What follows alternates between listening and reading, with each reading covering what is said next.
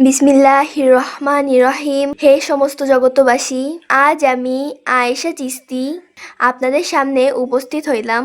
আমরা যে যারা ঈদ করতে দেশে গিয়েছিলাম, আবার কেউ কেউ চাকরি বাকরিতে ফিরে এলাম। এখন আমাদের মধ্যে একটি কথা থাকবে যে সারা মাস রমজানে রোজা রেখেছি, 11 মাস চলেছিলাম যেভাবে সেভাবে। এখন ওই 1 মাস যে রমজানের অভ্যাস করেছি, সেই অভ্যাসগুলো কি? মিথ্যা পরিহার, মানুষের ক্ষতি থেকে বিরত হওয়া, কারো দিকে কুদৃষ্টি করা। এই রমজান মাসে আমরা এই জিনিসগুলো পালন করেছি। এখন বাকি 11 মাস পরে আবার রমজান মাস আসতে আসতে আমাদের মধ্যে সেই অভ্যাসগুলো ধরে রাখতে হবে। যেমন একটি কথা বলা হয়, কবরে আযাব হবে। এটা শুনেই এসেছি, কিন্তু বাস্তবতা বুঝতে গেলে সেই কবরের মধ্যে যখন মানুষকে রেখে আসে, তখন দেখা যায় সেখানে মুনকির নেকির আসে না, এবং সেই মানুষটিকে বসাইয়া জলসব করে না।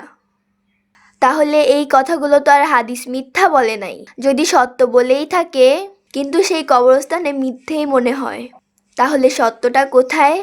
আমার এই 3.5 হাত বডি, এটা কিন্তু মাটির তৈরি, এটাও কিন্তু একটা কবর। সেই গোরস্থানে যখন একটি মাটির কবর খোঁড়া হয়, সেটাও কিন্তু মাটির তৈরি, 3.5 হাতও বটে। তাহলে বলতে চাই, মানুষের হৃদয়ে বা অন্তরে এখানে ধোঁকা কে দেয়? সেই 6 রিপু, কাম, ক্রোধ, লোভ, মোহ, মায়া, মাৎসর্য।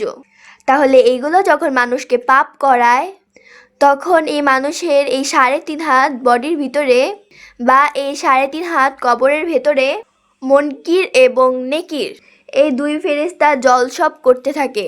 হে মানুষ, উত্তর দাও, কি তোমার ধর্ম, কি তোমার নবী? যখন জিজ্ঞাসা করবে এই ধরনের কথা, তখন ভিতর থেকে আমরা ভয়ে কেঁপে বারবার এই কথাগুলো জাগিয়ে দিচ্ছে সেই মুনকির এবং নেকির। তখন কিন্তু আমরা অনেক সময় দেখা যায় নিজের ইচ্ছা থেকে নামাজ পড়ি, কোনো অলিয়া আউলিয়ার সঙ্গ ধরি, নিয়মিত সাধন করি।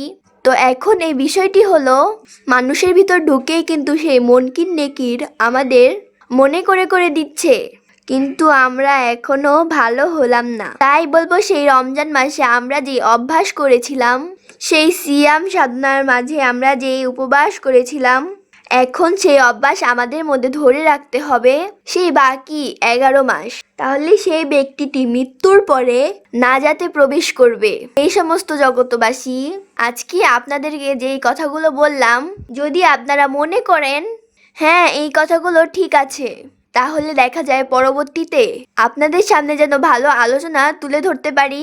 সকলেই ভালো থাকবেন, সাবস্ক্রাইব করে নেবেন। আল্লাহ হাফিজ।